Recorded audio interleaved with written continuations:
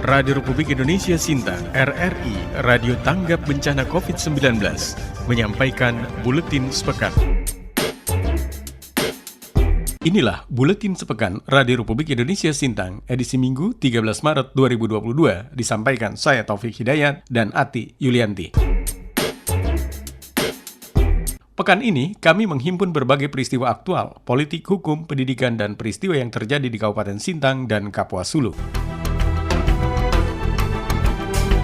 Ratusan massa yang mengatasnamakan diri Ampelas, Asosiasi Masyarakat Petani Plasma Borneo, pada Selasa 8 Maret 2022 mendatangi gedung DPRD Kabupaten Sintang dalam rangka menyampaikan aspirasi mereka terkait permasalahan para petani plasma sawit yang merasa dirugikan karena perusahaan dianggap tidak menepati janjinya untuk memberikan kesejahteraan kepada masyarakat pemilik lahan plasma. Ketua Ampelas Borneo, Herman Lukas, dalam orasinya di depan gedung DPRD Kabupaten Sintang meminta kepada anggota DPRD Kabupaten Sintang agar membentuk pansus untuk menyelesaikan masalah antara petani dan sejumlah perusahaan yang mereka anggap merugikan petani.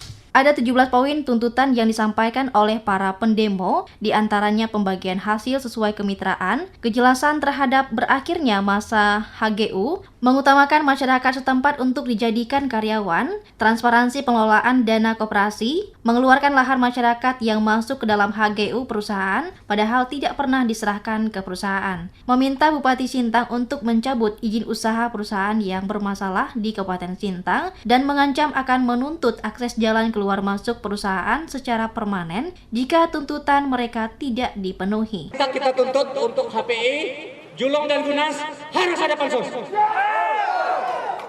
Apabila tuntutan kita hari ini tidak terrealisasi dengan benar, tidak ditangkapi dengan benar, beberapa waktu ke depan kita akan kerahkan massa yang lebih besar. Kita duduki gedung wakil rakyat ini, kita sampaikan semua keluhan kita, sampai terjadi perubahan, sampai semuanya menjadi lebih baik. Pemerintah Kabupaten Sintang menggelar musyawarah rencana pembangunan Musrenbang tahun 2023 di Gedung Pancasila Sintang. Bupati Sintang Jarod Winarno mengatakan rusaknya infrastruktur dasar yang semakin parah di Sintang disebabkan kemampuan anggaran Kabupaten Sintang yang menurun. Kabupaten Sintang menurun drastis. Di hadapan peserta Musrenbang, Jarod juga menyampaikan tahun 2023 pandemi corona belum berakhir dan tahun kedua pelaksanaan visi misi Kabupaten Sintang. Selain itu, kelangkaan bahan dasar kebutuhan pokok juga terjadi. Minyak goreng langka, harga tomat naik. Inilah yang harus ditangani karena membebani masyarakat dan membuat mahal biaya produksi. Cabai langka, tomat naik, daging cabai naik. Peringatan Hari Perempuan Nasional menyisakan berbagai persoalan. Di Sintang, angka kematian ibu tertinggi se-Kalimantan Barat tahun 2021.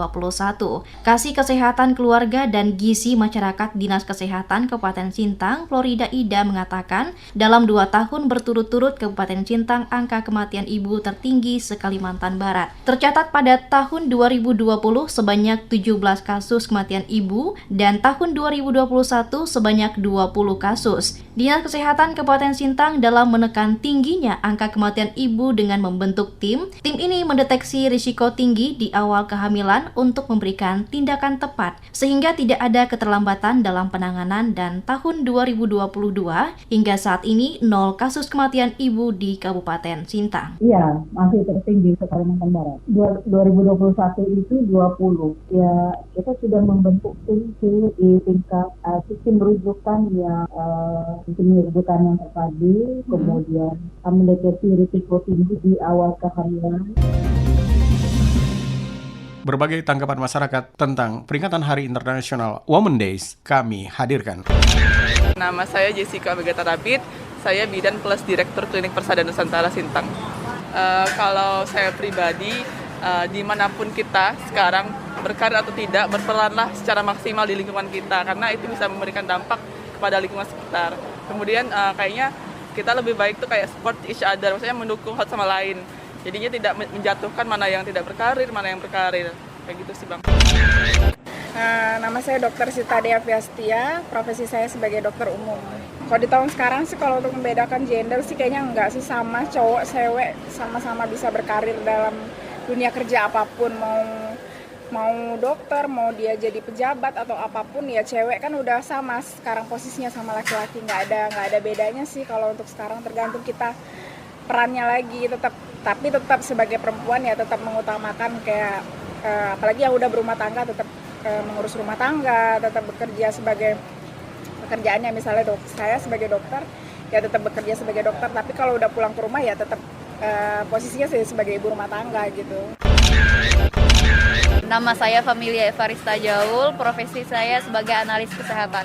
Untuk semua perempuan, baik itu yang hanya fokus di karir atau ada juga yang fokus di karir dan keluarga, pokoknya semangatlah gitu, jangan sampai putus asa, terus tetap berkarya dimanapun tempatnya, maupun sebagai ibu rumah tangga atau perempuan karir, pokoknya itulah, gitu aja.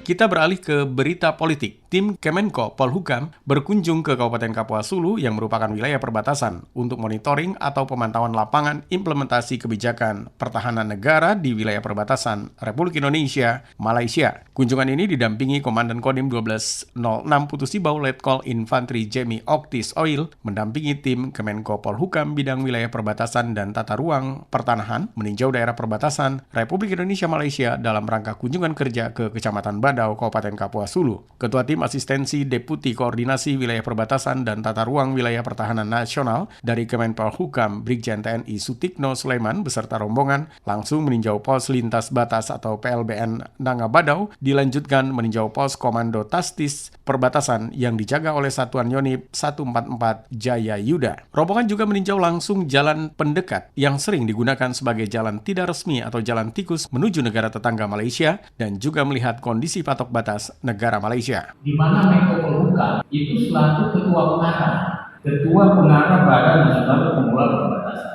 Nah, kalau ketua BNPB-nya kan Pak Mendagri, pelaksananya BNPB.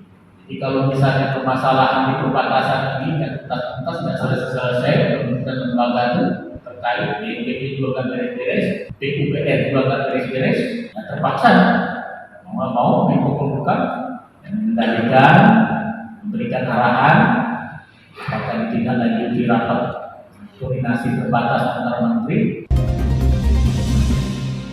Rabu 9 Maret 2022, Polres Sintang menerima barang bukti hasil tindak kejahatan atau pencurian kendaraan jenis Triton hitam pick up, buah sawit sekitar 1,4 ton, enggrek 1 buah, tojok 2 buah, dan angkong 1 buah. Polres Sintang mencatat tindak kriminalitas di Kabupaten Sintang, Kalimantan Barat pada tahun ini hingga 10 Maret 2022 jika dibandingkan periode Januari-Februari 2021 dari sisi pelaporan terjadi peningkatan. Kapolres Sintang AKBP Tommy Ferdian menjelaskan untuk kejahatan konvensional pada Januari 2021 ada 8 laporan, sedangkan Januari 2022 ada 13 laporan.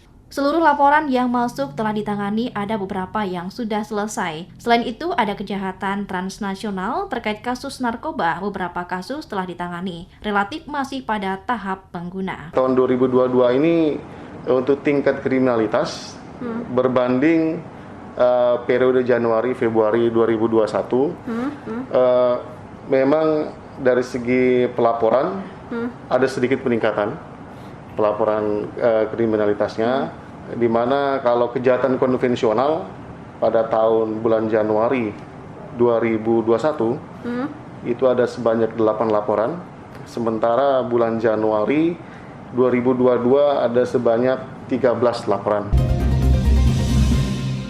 Satlantas Polres Sintang akhir-akhir ini gencar melakukan penertiban kepada sejumlah pelaku aksi balap liar di kota Sintang. Aibda Rudi dari Satlantas Polres Sintang menjelaskan sudah puluhan kendaraan dari para pelaku aksi balap liar yang diamankan di Mapolres Sintang. Rudi mengatakan memang cukup banyak laporan dari masyarakat yang mengatakan bahwa aksi pelaku balap liar ini sudah cukup meresahkan warga. Rudi juga menambahkan aksi para pelaku balap liar ini sudah masuk ke dalam kategori gangguan Kamtibmas sehingga pihaknya mengambil tindakan kepada para pelaku. Ada sekarang di kantor polisi, di kantor di Polres itu, Satlantas itu, ini yang pelaksanaan balapan liar. Karena sudah banyak masukan ke kami terkait dengan pelaksanaan kegiatan mereka, yang mana kegiatan tersebut menimbulkan gangguan Kamtibmas ya, masyarakat sudah banyak yang komplain, akhirnya kita lakukan tindakan.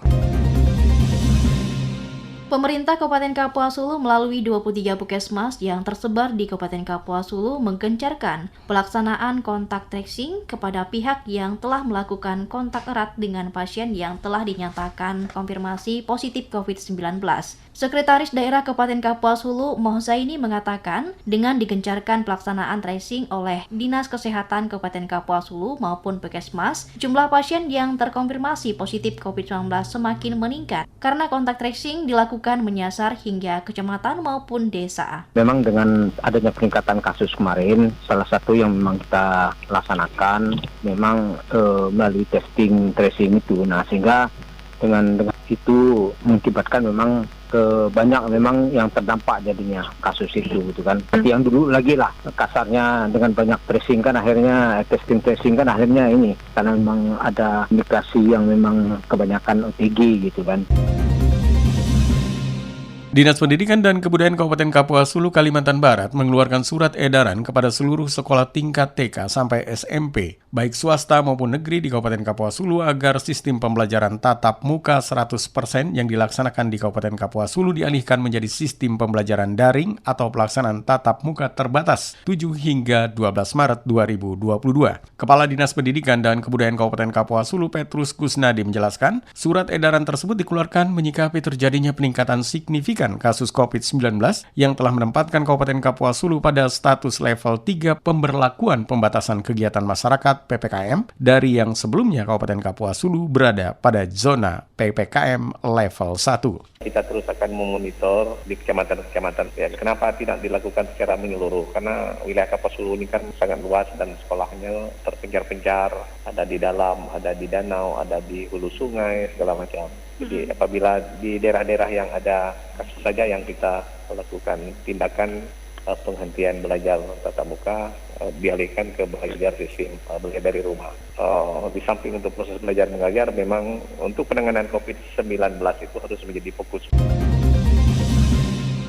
Student Futsal Championship yang digagas oleh Universitas Kapuas Ungka Sintang resmi dibuka oleh Asisten Perekonomian dan Pembangunan Sekretaris Daerah Kabupaten Sintang, Justinus, pada Sabtu 5 Maret 2022 lalu. Sejumlah pertandingan telah digelar untuk memperebutkan tiket menuju fase berikutnya. Salah satu pertandingan menarik untuk ditunggu adalah pertandingan tim yang pada turnamen sebelumnya menjuarai kategori pelajar SMA, yaitu tim Diponegoro yang berasal dari SMA Negeri 2 Sintang, yang pada laga perdananya ditantang tim Laksamana dari SMA Negeri 4 Sintang yang digelar pada Minggu 6 Maret 2022. Di laga yang berlangsung seru tersebut, seperti yang sudah diprediksi tim Diponegoro, SMA Negeri 2 Sintang berhasil mengatasi perlawanan tim Laksamana dengan skor telak 7-0 tanpa balas. Pelatih tim Diponegoro, Dian Mazendra, bersyukur atas apa yang timnya capai di laga awal ini dan menurutnya hasil ini baik untuk mental timnya yang akan datang.